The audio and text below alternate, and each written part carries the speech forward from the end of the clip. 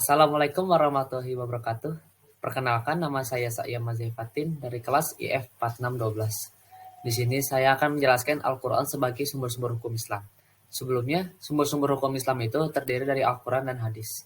Tapi di sini saya akan membahas yang topik Al-Qurannya saja. Dimulai dari pendahuluan.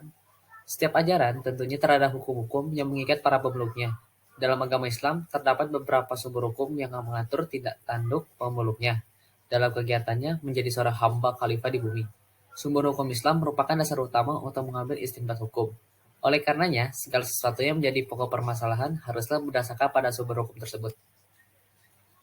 Sumber hukum yang pertama adalah Al-Quran, yaitu wahyu atau kalamullah yang sudah dijamin kuantitikannya dan juga terhindar dari intervensi tangan manusia, sehingga dengan penyucian tersebut menunjukkan posisi Al-Quran sebagai sumber hukum yang utama. Yang poin nomor B yaitu isi pembahasannya. Ya, mulai dari yang pertama, pengertian Al-Quran. Al-Quran secara bahasa berasal dari kata karo'a, yakra'u, kiraatan, Qur'anan, yakni suatu yang dibaca atau dibacaan. Sedangkan secara istilah merupakan kalamullah yang diturunkan kepada Nabi Muhammad SAW dan sampai kepada kita secara mutawatir serta membacanya berfungsi sebagai ibadah. Dari sekian banyak nama, ada beberapa nama yang sangat populer di kalangan ulama. Di antaranya yaitu yang pertama Al-Quran. Penamaan Al-Quran berlandaskan pada kitab suci yang terakhir diturunkan oleh Allah Subhanahu wa taala guna menjadi bacaan sebagaimana arti dari kata Quran itu sendiri dan telah dijelaskan pada pembahasan sebelumnya. Yang kedua ada Al-Furqan. Penamaan Al-Furqan mengindikasikan bahwa Al-Quran sebagai pembeda antara hak dan batil atau antara benar dengan yang salah. Yang ketiga ada Alkitab. Alkitab artinya al-jamu atau mengumpulkan. Penamaannya ini berdasarkan pada Al-Quran yang mengandung bermacam-macam ilmu, kisah, dan berita. Maksud dari Alkitab juga bahwa Al-Quran tidak hanya dipelihara melalui lisan, tetapi juga dengan tulisan. Yang keempat ada al-zikru. Kata al-zikru murni dari bahasa Arab, artinya kemuliaan. Makna lain dari al-zikru ialah ingat, mengingatkan. Maksudnya di dalam kitab Al-Quran terkandung pelajaran, nasihat, dan kisah para umat terdahulu. Yang kelima ada al-tanzil. Kata al-tanzil artinya sesuatu yang diturunkan, yaitu mengisyaratkan bahwa Al-Quran merupakan wahyu yang diturunkan oleh Allah Subhanahu wa taala kepada Nabi Muhammad SAW melalui perantara malaikat Jibril. Yang ketiga ada kandungan hukum dalam Al-Quran.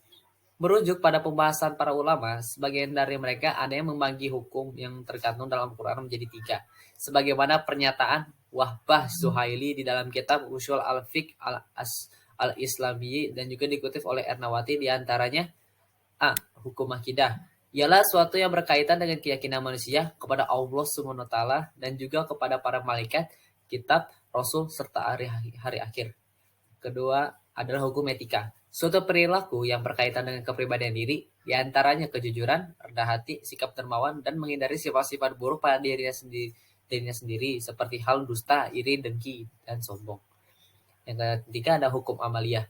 Suatu perilaku sehari-hari yang berhubungan dengan sesama manusia.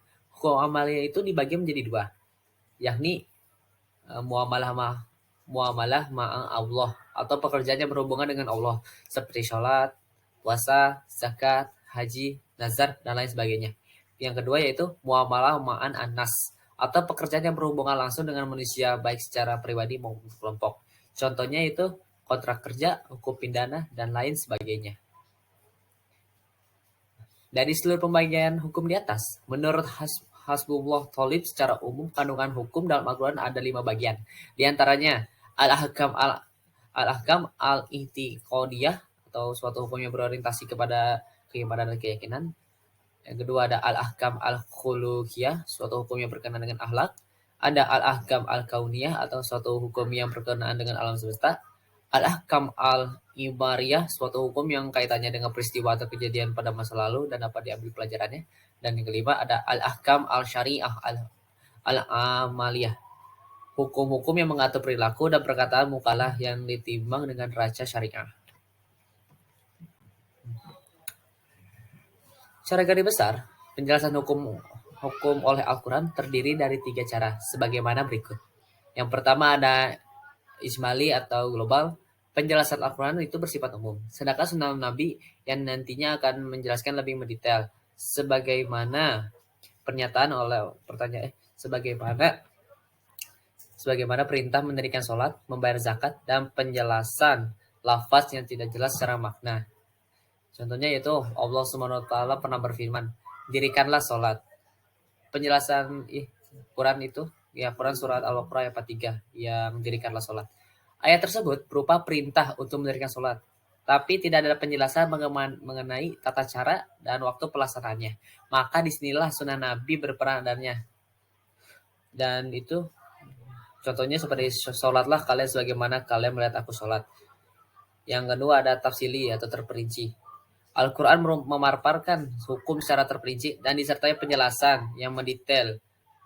Adapun sunnah Nabi yang menjadi penguat bagi penjelasan Al-Quran tersebut. Contohnya, hukum waris, tata cara dan hitungan dalam tolak, mahram, tata cara li'an antara suami dan istri, penetapan hukuman dalam kasus pidana hudud. Yang ketiga ada isyarah atau isyarat. Penjelasan Al-Quran hanya sebatas pokok hukum, baik secara isyarat maupun secara ungkapan langsung. Adapun sunnah Nabi memberikan penjelasan hukum yang terkandung dalam pokok bahasan tersebut secara terperinci. Ya, poin nomor C yaitu penutup. Al-Quran adalah firman Allah yang sholih iklikuli, zaman wafi kulli makan. Segala perkara yang ada pada dasarnya kembali kepada Al-Quran, sebagaimana sifat Al-Quran yaitu huda atau petunjuk. Barang siapa yang hendak memahami kandungan hukum dalam ayat Al-Quran, maka wajib baginya untuk memahami sunnah Nabi. Hal ini dikarenakan kolerasi antara keduanya sangatlah erat. Terima kasih sudah mendengarkan penjelasan saya mengenai Al-Quran sebagai sumber-sumber hukum. Mohon maaf jika masih ada kekurangan dan kesalahan dalam berkata. Wassalamualaikum warahmatullahi wabarakatuh.